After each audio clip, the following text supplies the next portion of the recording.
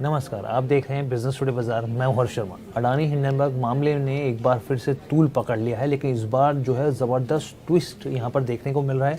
Hindenburg की ओर से Kotak Mahindra bank का नाम यहां पर लिया गया है, जिसका असर स्टॉक में बड़ी गिरावट के तौर पर देखने को मिल रहा है। स्टॉक में अच्छा खासा करेक्शन देखने को मिला है आज।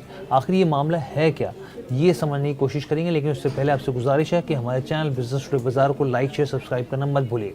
देखिए, जैसा कि आप जानते हैं कि पिछले साल जनवरी में हिंडनबर्ग रिसर्च ने अडानी समूह पर गंभीर आरोप लगाते हुए अपनी एक रिपोर्ट जारी की थी। अपनी रिपोर्ट में अडानी ग्रुप पर स्टॉक मैनिपुलेशन से लेकर मनी लॉन्ड्रिंग जैसे कई गंभीर आरोप लगाए थे। कोर्ट की तरफ से यहाँ पे क्लीन चिट मिलने के बाद मार्केट रेगुलेटर सेबी ने 27 जून को हिंडनबर्ग रिसर्च की रिपोर्ट पर एक कारण बताओ नोटिस जारी किया।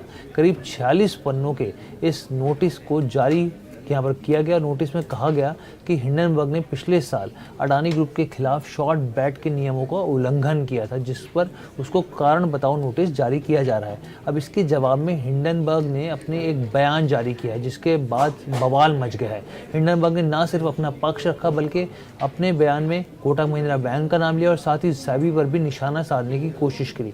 हम आपको ग्राफिक्स के जरिए भी बताते हैं कि आखिर हिंडनबर्ग ने अपने बयान में क्या कहा है। देखिए, हिंडनबर्ग ने अपनी रिपोर्ट में कहा है कि सेबी का कारण बताओ नोटिस हमें धमकाने की कोशिश करता है। हिंडनबर्ग ने आरोप लगाते हुए कहा कि हमें लगता है कि सेबी ने अपनी जिम्मेदारी को नज़रअंदाज किया और ऐसा लगता है कि वो प्रभावित निवेशकों के हितों को बचाने के बजाय धोखाधड़ी करने वालों को बचाने की कोशिश में लगा है। उनका कहना है कि इस मामले में अडानी एंटरप्राइजेज और कोटक ने भी अभी तक कोई जवाब नहीं दिया है। अब यहाँ पर हिंडनबर्ग ने कोटक का नाम लिया है, तो इसलिए आप गौर कीजिएगा। देखिए, हिंडनबर्ग ने कहा कि कोटक बैंक भारत के सबसे बड़े बैंकों और ब्रोकरेज फर्मों में से एक है, जिसकी शुरुआत उदय कोटक ने की थी। हम सब जानते हैं अडानी के खिलाफ दाव लगाने के लिए कोटक बैंक का इस्तेमाल किया गया, ये हिंडनबर्ग का कहना है। यहाँ पर कोटक बैंक ने एक ऑफशोर फंड स्ट्रक्चर बनाया और उसकी देखरेख की गई, जिसका इस्तेमाल करके हमने अडानी के शेयरों को शॉर्ट किया यहाँ पर। और शॉर्ट सेलर ने कहा कि उसने इन्वेस्टर्स रिलेशनशिप के जरिए करीब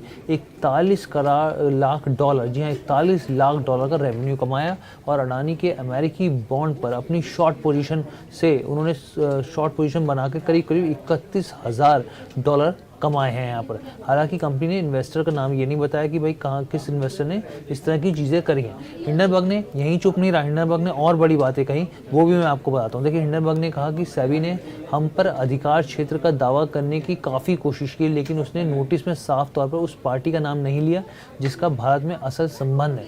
वो पार्टी कोटक महिंद्रा बैंक है। जी हाँ, सीधे तौर पर आरोप लगाया उन्होंने कि वो पार्टी जो है वो कोटक महिंद्रा बैंक है। सेबी ने सिर्फ, जो हिंडनबर्ग ने आगे कहा कि सेबी ने सिर्फ के इंडिया अपॉर्चुनिटी फंड का नाम रखा और कोटक का नाम छुपाया। हिंडनबर्ग ने आरोप लगाया कि सेबी ने शायद बिजनेसमैन को जांच के दायरे से बचाने के लिए कोटक का नाम शायद छुपाया, ये उनका कहना है। इतना ही नहीं, हिंडनबर्ग ने यह भी कहा कि हमें संदेह है कि सेबी ने कोटक या फिर कोटक बोर्ड के किसी भी सदस्य का जिक्र इसलिए नहीं किया ताकि वो दूसरे शक्तिशाली भारतीय बिजनेसमैन को जांच की संभावनाओं से बचा सके यहाँ पर। अब यहाँ पर देखिए, एक स्टेटमेंट भी जारी किया गया है। ये स्टेटमेंट कहाँ किसका है? कोटक महिंद्रा बैंक का है। अभी जब हम वीडियो बना रहे हैं तभी ये जो स्टेटमेंट जारी किया गया है, इसमें Kotak Mahindra international limited KMIL का यहाँ पे साफ तौर पे कहना है कि Hindenburg has never been a client of the firm nor has it's been as an investor in the fund।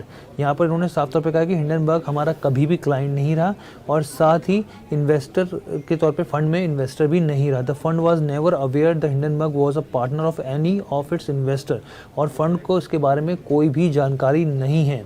And KMIL has also received a confirmation and declaration from the fund's investor that its investment were made as a principal and not on the behalf of any other person। तो यहाँ पे साफ तौर पे उनका कहना है कि हमारा इससे कोई लेना नहीं, हिंडनबर्ग हमारा कभी क्लाइंट नहीं रहा और हमें इसकी कोई जानकारी भी नहीं है।